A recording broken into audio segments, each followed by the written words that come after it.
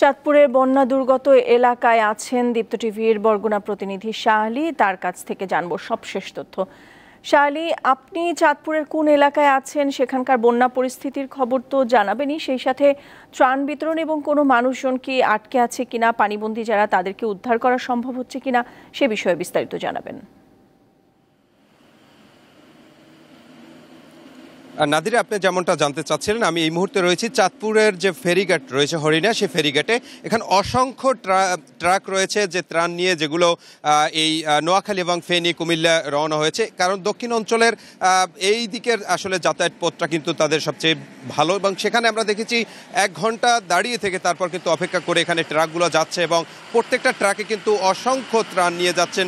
এখানে আমরা যদি বলি খুলনা, বাগেরহাট এবং বরগুনা, এছাড়া রয়েছেন ভোলা, এরপর রয়েছেন পটুয়াখালী, সেই সকল জেলা থেকে কিন্তু এই ট্রাকের গাড়িগুলো যাচ্ছেন। এবং তার মধ্যে আমরা দেখেছি যে প্রত্যেকটা ট্রাকে রয়েছেন প্রায় 20টা থেকে 30টা করে নৌকা।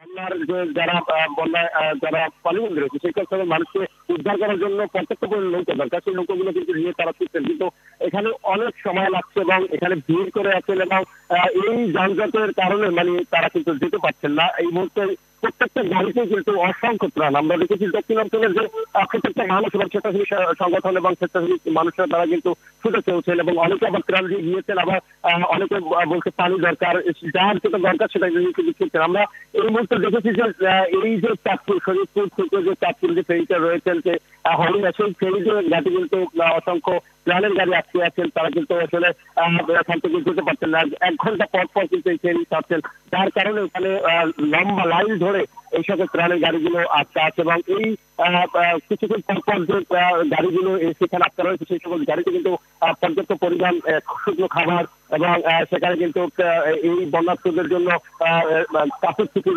তারা নিয়েছেন, এবং তাদের সাথে আমরা কথা বলেছি।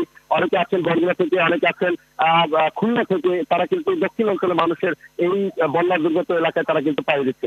এই ছিল আমার কাছে সর্বশেষ তথ্য। নাদিরা। দর্শক, শাহ আলীর কাছ থেকে আমরা বরগুনার বন্যা পরিস্থিতির খবর জানছিলাম।